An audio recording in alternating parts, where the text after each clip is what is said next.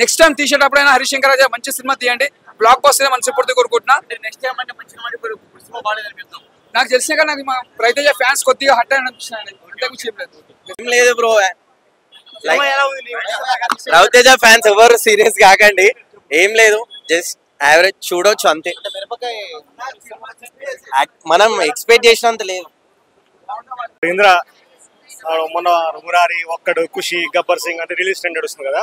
So ఈ cinema కూడా 70s, 80s movies అన్ని చాలా కలిపి మంచిగా రిలీజ్ చేశారు భయ్య. రిలీజ్ ట్రెండ్ నోస్టాలజికల్ ఫీలింగ్ వచ్చింది అన్నమాట. ఇప్పుడే అంటే రిలీజ్ కదా భయ్య, ఇది అప్పుడు 70s, 80s లో రిలీజ్ పోయా కదా, నువ్వు రిలీజ్ అనుకున్నా. అంటే ఇప్పుడే అస్సాం నుంచి ఇప్పుడే వచ్చాం మనం.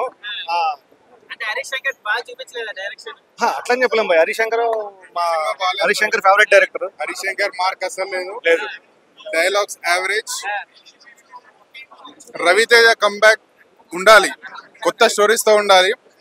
హరిశంకర్ ఒకటే మాట చెప్తున్నా నేను, రైటింగ్ ఇంప్రూవ్ చేయండి సార్, మీ దగ్గర ఉన్న రైటర్స్ ఇంప్రూవ్ చేసుకోండి, వాళ్ళ మాట వినండి, అండ్ కొత్త స్టోరీస్ని ఎంకరేజ్ చేయండి. అంతే, రైటింగ్ డెవలప్ చేసుకోవాలి అంతే. సినిమా తలగానే వచ్చింది నాకు, లిటరల్లీ తలగానే వచ్చింది, లిటరల్లీ చెప్తున్నా. ఆమె మూవీలో ఫస్ట్ షోకి వెళ్తాను నేను ఎప్పుడైనా.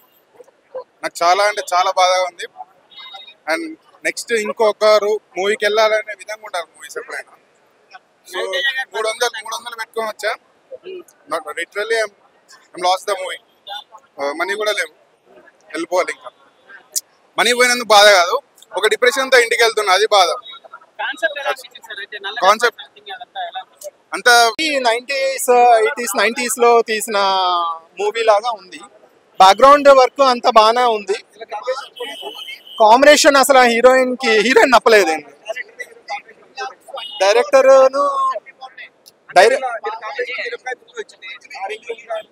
ఇది ఎక్స్పెక్టేషన్ ఎక్కువ అయిపోయింది. హరిశంకర్ గారును ఇంత మాస్ మహారాజా కీను ఫుల్ ఎంటర్టైనింగ్ గా ఉంటుంది అనుకున్నాము.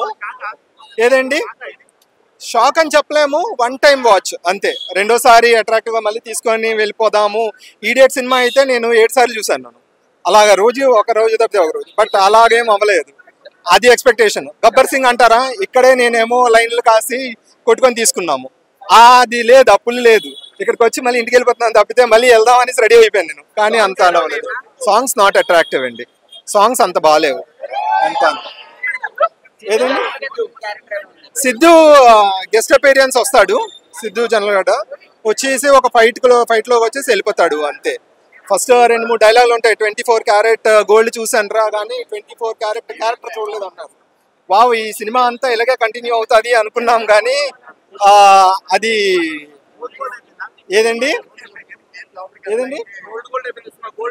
గోల్డ్ అనేసి సినిమా అంటే మన హరిశంకర్ గారు డైలాగ్స్ అయితే ఉన్నాయి, డైలాగ్స్ బాగున్నాయి. అలాగే రవితేజ గారు యాక్టింగ్ కూడా అదరగొట్టేశారు. అలాగే హీరోయిన్ కూడా చాలా బాగా చేసింది. కానీ ఈ సినిమాలో మ్యూజిక్ డైరెక్టర్ గారు కూడా చాలా బాగా చేశారు. ఈ సినిమాలో చాలా బాగా నచ్చింది ఏంటంటే సిద్ధు జొన్నలగడ్డ ఉన్నాడు కదా, ఆయన ఎంట్రీ చాలా బాగా నచ్చింది. అలాగే దేవిశ్రీ ప్రసాద్ గారు కొంచెం కెమెరా రోల్ గా జస్ట్ అది బాగుంది. సినిమా స్టోరీ కొంచెం అంత బాగోలేదన్నమాట, అది కొంచెం డిసప్పాయింట్ చేసింది అంతే. సెకండ్ హాఫ్ గా ఏంటంటే రైడ్ చేస్తాడు కదా ఇన్కమ్ ట్యాక్స్ ఆఫీసర్ గా రవితేజ గారు, మొత్తం ఒకే ఇంట్లో కూర్చున్నాడు. ఆ ఇంట్లో కూర్చోకుండా స్టోరీని కొంచెం బయటికి తీసుంటే హరిశంకర్ గారు ఇంకా మంచి పేరు వద్దాను. డైలాగ్స్ వరకు చాలా బాగున్నాయి, ఒక డైలాగ్ కూడా చాలా బాగా రాశారు హరిశంకర్ గారు. కానీ స్టోరీ మాత్రం ఎండి చేస్తారని జనాలు నా ఫీలింగ్ కూడా. డైరెక్షన్ కనిపిస్తుంది, అన్ని కనిపించే కానీ స్టోరీ కనిపించలేదన్న. ఇంట్లో కూర్చున్నాడు, అది ఈ సినిమాలో లవ్ ఉంది కానీ స్టోరీ లేదు, అదనమాట. మ్యూజిక్ కూడా చాలా బాగుంది, మ్యూజిక్ బాగుంది, డైలాగ్స్ బాగున్నాయి. రవితేజ ఫస్ట్ మనం పోయింది దాని గురించి కంటే ప్లస్ పాయింట్స్ మనం మాట్లాడుకుంటాం అన్న. ఎలా ఉందన్న సినిమా? బ్రో మూవీ అయితే నాకు బిలో యావరేజ్ అని నాకు అనిపించింది. ఇది నా పాయింట్ ఆఫ్ వ్యూ అనమాట, ఒకరి గురించి నాకు తెలియదు. అంటే రవితేజ గారి యాక్టింగ్ బాగుంది. రవితేజ గారిని మనం తప్పులు పట్టలేము.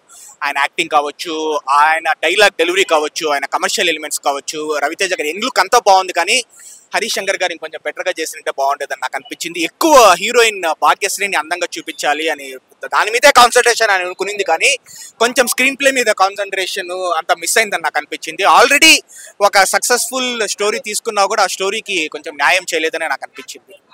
అంటే చూసుకుంటే ఒకే ఇంట్లో జరిగిపోయింది అంటున్నారన్న, మీకు ఎలా అనిపించింది? లేదు బ్రో, ఒరిజినల్లో ఒకే ఇంట్లో ఉందేమో. ఇక్కడ ఏంటంటే సెకండ్ హాఫ్ లో అయితే ఒకే ఇంట్లో ఉంటుంది, ప్యారలల్ గా బయట సాగుతూ ఉంటుంది అనమాట. బట్ మెయిన్ థింగ్ ఏంటంటే మనకు ప్లస్ పాయింట్స్ గురించి మాట్లాడుకుంటే రవితేజ గారు సత్య కామెడీ కావచ్చు, అండ్ మూడోది ఏంటంటే ఇంకా మనకు ప్రీ క్లైమాక్స్ లో ఒక హీరో వస్తాడు, సిద్ధు జొన్నలగడ్డ, మీకు చాలా మందికి తెలిసిపోయి ఉంటుంది. సో ఆ మూడే నాకు ప్లస్ పాయింట్స్ అని నాకు అనిపించింది. రిమైనింగ్ అంతా కూడా లాగ్ అనిపించింది, ఒక అవుట్డేటెడ్ కమర్షియల్ ఎంటర్టైనర్. హీరోయిన్ బాగానే చూపించినారు, లేదు అమ్మాయి బాగానే ఉంటుంది, అమ్మాయిని బాగానే చూపించినాడు హరీష్ శంకర్. హరీష్ శంకర్ గారి డైరెక్షన్ అదే బిగ్గెస్ట్ మైనస్ అన్నమాట.